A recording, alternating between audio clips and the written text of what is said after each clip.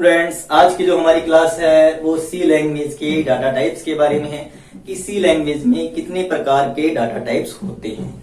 देखिए, data type क्या होते हैं? वेरिएबल के अंदर जो वैल्यू स्टोर की जाती है वो किस टाइप की है, ये हम डाटा टाइप से डिक्लेयर करते हैं। सी के अंदर हमारे पास एक होते हैं प्राइमरी डाटा टाइप, एक होते हैं यूजर डिफाइंड डाटा टाइप और एक होते हैं ड्राइव डिफाइंड डाटा टाइप। तीन प्रकार के डाटा टाइप मेनली होते हैं। मेन जो डाटा टाइप है वो प्राइमरी डाटा टाइप होते हैं। जो आपके ड्राइव डिफाइंड डाटा टाइप है या फिर यूजर डिफाइंड डाटा टाइप है वो प्राइमरी डाटा टाइप से ही बनते हैं। तो आज की क्लास में हम प्राइमरी जो डाटा टाइप है उनके बारे में डिस्कशन करेंगे कि प्राइमरी डाटा टाइप क्या होते हैं, उनकी रेंज क्या होती है और किस तरीके से वो वर्किंग करते हैं। तो हमारी जो पहली है, स्टार्ट करते हैं अपने प्राइमरी डाटा टाइप के अंदर। डाटा टाइप को बेसिकली दो प्रकार से हम कैटेगराइज करते हैं। नंबर वन नंबर टाइप के और एक है कैरेक्टर टाइप के। नंबर का मतलब 0 से 9 तक, 0 to 9, और कैरेक्टर का मतलब A to Z, small a to Z। इसमें नंबर भी आ सकते हैं, जैसे 1 2 3 4 भी मैं ऐसे इन्वर्टेड को मैं स्टोर कर सकता हूं। अब पहले अपने इसको पूरा डिक्लेयर कर लेते हैं कि ये क्या चीज है। देखिए, इसको दो प्रकार से कैटेगराइज करते हैं। जो नंबर होता है, एक होता है इंटीजर और एक होता है रियल। इंटीजर का मतलब 0 to 9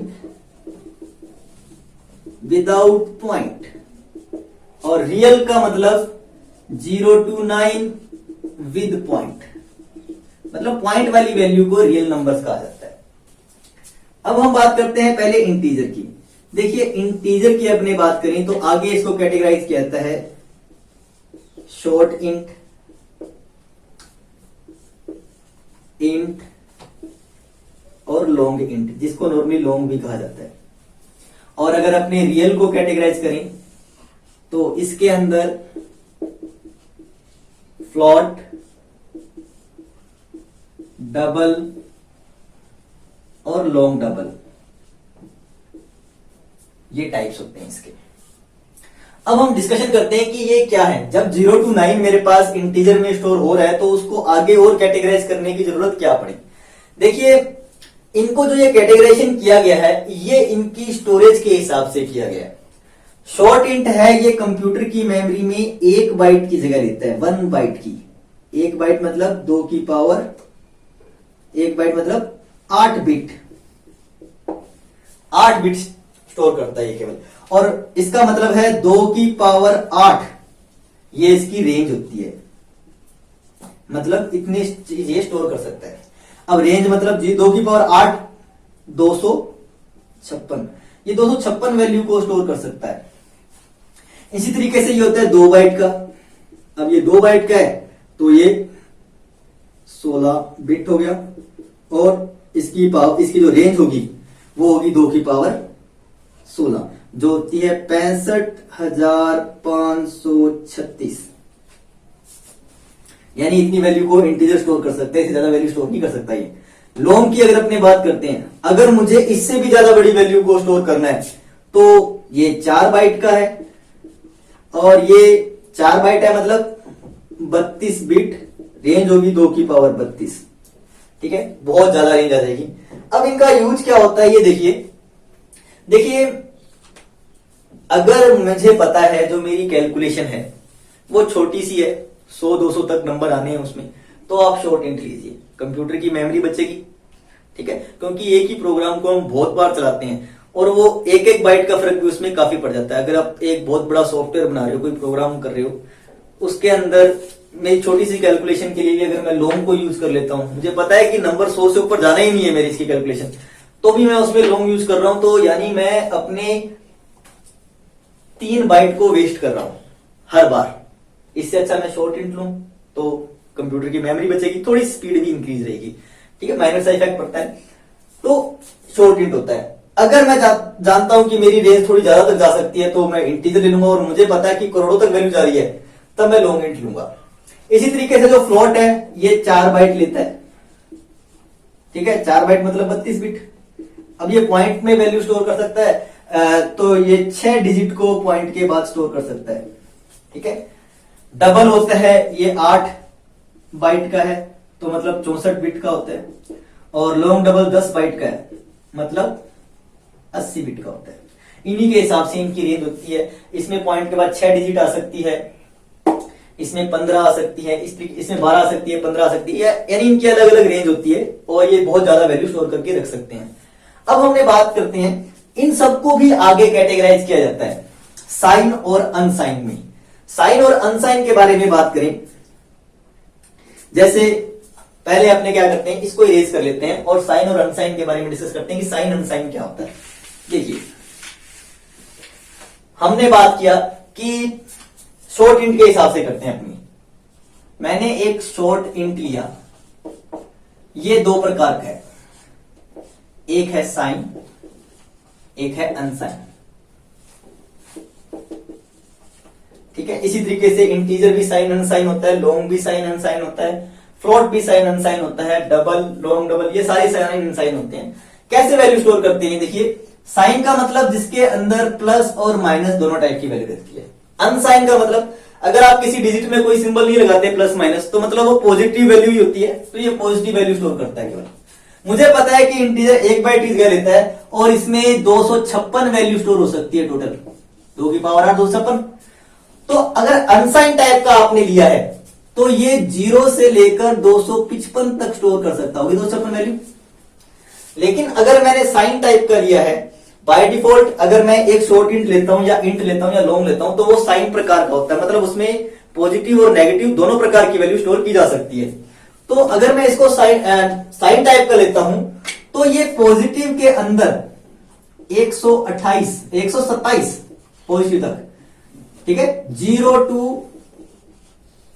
127, और नेगेटिव के अंदर माइनस के 128 से माइनस के 1 तक वैल्यू को स्टोर कर सकता है।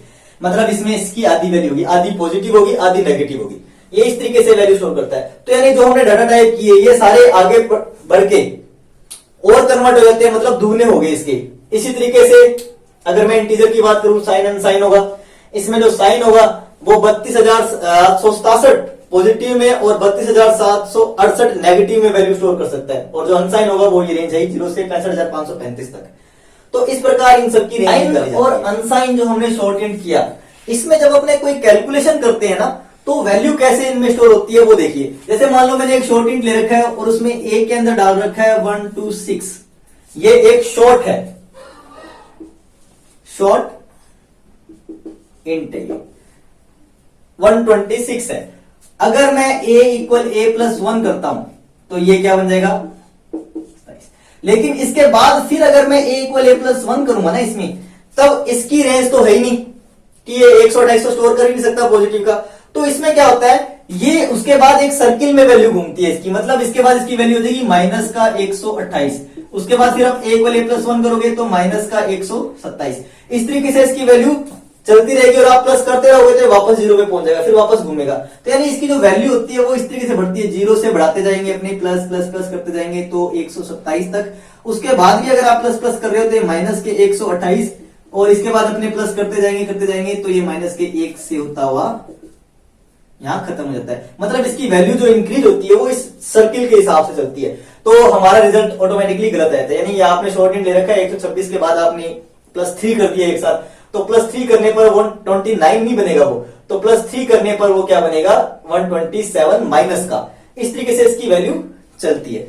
तो ये हमारे पास क्या है, इसी तरीके से इसमें होता है साइन और अनसाइन के अंदर हमारी वैल्यू। अब ये चीज हमें देखनी है कि हमारी कैलकुलेशन का रिजल्ट कहां तक जा सकता है, उसके हिसाब से आपको डाटा टाइप सिलेक्ट करना है। अगर आप गलत सिलेक्ट कर लोगे, रेंज से ऊपर वैल्यू चली जाएगी तो नेगेटिव में रिजल्ट आएगा आपका और वो गलत होगा। ये हमारे पास थे नंबर के डाटा टाइप। अब अपने बात करते हैं कैरेक्टर के बारे में। 2 प्रकार के होते हैं ये, एक होता है सिंगल कैरेक्टर और एक होता है स्ट्रिंग।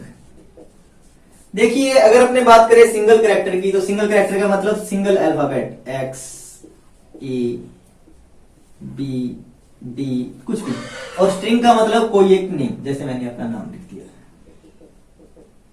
ये, ठीक है। तो स्ट्रिंग का मतलब होता है पूरा नाम।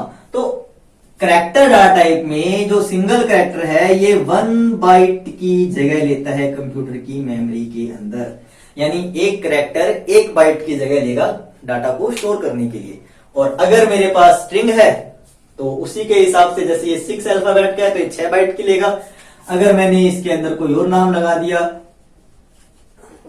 तो ये 4 बाइट की लेगा। इस हिसाब से आप जिस हिसाब से नाम डालोगे उसमें तो इसके अंदर वैल्यू स्टोर होगी। ये सारे थे हमारे प्राइमरी डाटा टाइप जो कि सी लैंग्वेज में यूज किए जाते हैं, और मेन डाटा टाइप भी हमारे यही है। ठीक है, ज्यादातर हम ना इंटीजर, फ्लोट और कैरेक्टर स्ट्रिंग इन्हीं में काम करते हैं। जरूरत के हिसाब से हम लॉन्ग या डबल की जरूर वैल्यू डालते हैं। तो आज के लिए हम इतना ही करेंगे। नेक्स्ट क्लास में हम और डाटा टाइप्स के बारे में भी डिस्कस करेंगे, और चीजों के बारे में भी डिस्कस करेंगे। तो थैंक यू, और लाइक एंड सब्सक्राइब कीजिए चैनल को ताकि आपको सारी की सारी वीडियोस मिलती रहें।